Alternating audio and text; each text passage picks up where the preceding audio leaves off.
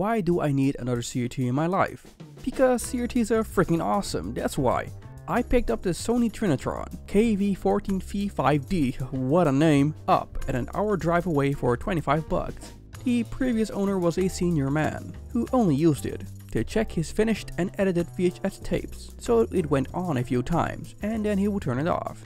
This thing is in excellent condition, other than, you guessed it, being dirty on the in and outside. The gimmick on this thing, for me at least, is that it's a CRT VHS combo. Turn it around and you'll find that trusty SCART input, as well as an RF one. This does 50Hz and 60, so an excellent light gun game TV. I always say that you can tell how much care has been given into a CRT by looking at the original remote. Looks like this remote was barely touched. Let's punch in a VHS tape. This is the only one I have.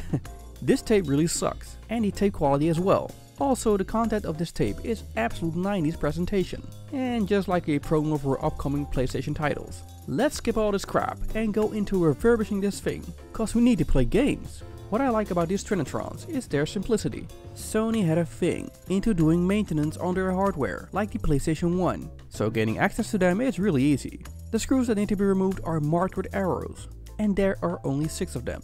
And I just pop off the hood like that, while pushing the power cord through the hole. Everything looks just fine, a sign that the previous owner indeed didn't use this CRT that often.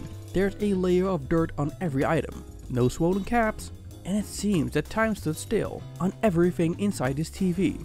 The tube inside is as expected, a true Sony Trinitron tube. I would expect nothing less, of course. Let's hit it with the air pressure gun. You can see all the dust flying off here.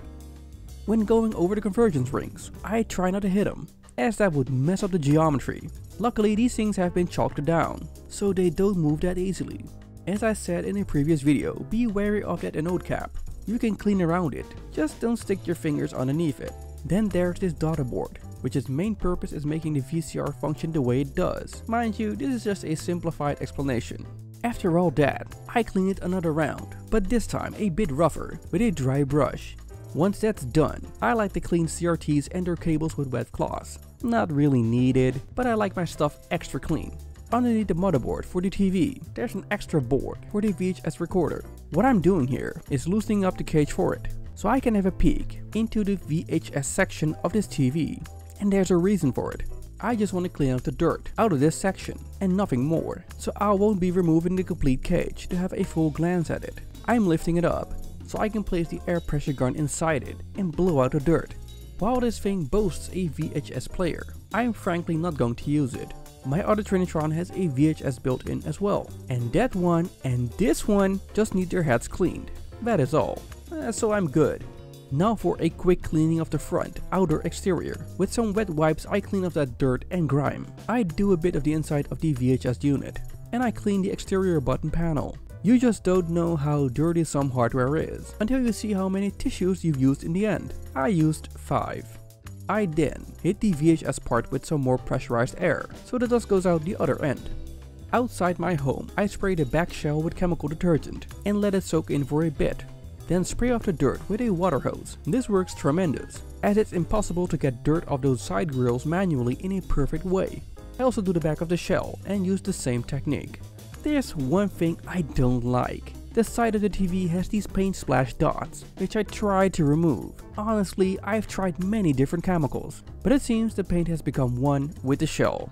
Time to put it back all together. I pull the power cord through the hole and line up the back shell with the front. I did make a mistake here, which I found out later, which is that I forgot to plug in some inner cables back into the CRT motherboard that I loosened. This resulted in the TV giving a red blinking light and not wanting to boot. I did fix this later on by opening up the TV again. I just went too fast. I also cleaned up the cord and cleaned up the screen with window cleaner. Time to fulfill this CRT's its true purpose. Now capturing images of a CRT with a camera is pretty hard, but this image looks fantastic, as I expect no less from a Sony Trinitron tube. I'll be taking this CRT along to a gaming event next month, so attendees can enjoy that 90s arcade feeling. I'm pretty happy with this portable 14-incher, and I hope you enjoyed watching this video. If so, I would appreciate a thumbs up. Leave a comment down below.